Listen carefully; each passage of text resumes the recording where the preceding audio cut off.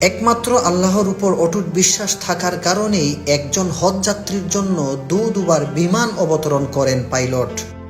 লিবিয়ার দক্ষিণাঞ্চলের এক নির্ভীক যুবক আমের মাহদি চলতি বছরের হজ পালনের উদ্দেশ্যে রওনা দিয়েছিলেন সৌদি আরবের দিকে, কিন্তু যাত্রা শুরুর মুহূর্তেই ঘটে গেল এক অবিশ্বাস্য ঘটনা।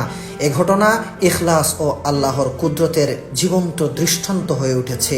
ইতিমধ্যেই সামাজিক যোগাযোগ মাধ্যমে আলোচনার কেন্দ্রবিন্দুতে পরিণত হয়েছে এ অলৌকিক ঘটনা।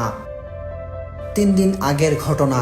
ঘড়ির কাঁটায় ঠিক 12টা, দুপুরের হজ ফ্লাইটের নির্ধারিত সময়। আমের ছিলেন তার দলের সর্বশেষ হাজি, যিনি মিশর হয়ে সৌদি যাওয়ার জন্য ট্রিপলি বিমানবন্দরে পৌঁছান। কিন্তু এয়ারপোর্টে পৌঁছানোর পরেই নিরাপত্তা কর্মকর্তা তাকে জানান তার পাসপোর্ট সংক্রান্ত একটি সিকিউরিটি ইস্যু দেখা দিয়েছে, যার কারণে তিনি প্লেনে উঠতে পারবেন না। বাকিরা সবাই বোর্ডিং শেষ করে প্লেনে উঠতে থাকেন, আর আমের আল্লাহর উপর বিশ্বাস করে একা বসে থাকেন অজানা এক পরিণতির অপেক্ষায়। এই পরিস্থিতি দেখে এক নিরাপত্তা কর্মকর্তা এসে বলেন, আল্লাহ সবকিছুর উপর কুদরত রাখেন, হয়তো এই হজযাত্রা আপনার কপালে ছিল না।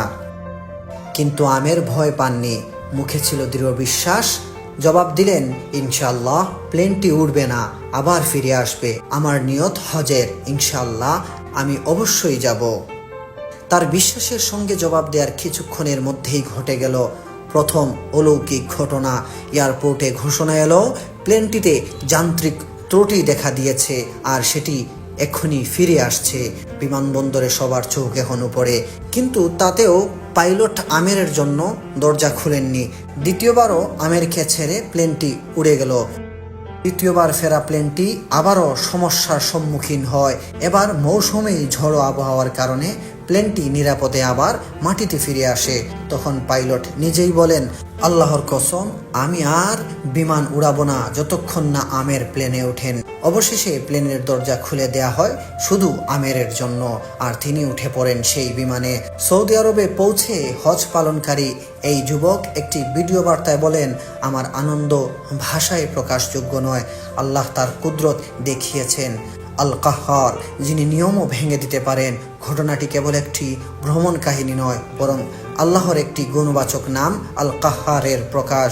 তিনি চাইলে সব রেওয়াজ, নিয়ম, নিরাপত্তা, এমনকি আবহাওয়াকেও পরাভূত করতে পারেন, কেবল একজন বান্দার পবিত্র নিয়ত ও অটল ঈমানের জন্য। সুপ্রিয় দর্শক, এই ঘটনাটি দেখার পর আপনার কাছে কেমন লেগেছে অবশ্যই কমেন্টে জানাতে ভুলবেন না, এবং ভিডিওটি শেয়ার করে ছড়িয়ে দিন অন্য কেউ দেখার জন্য।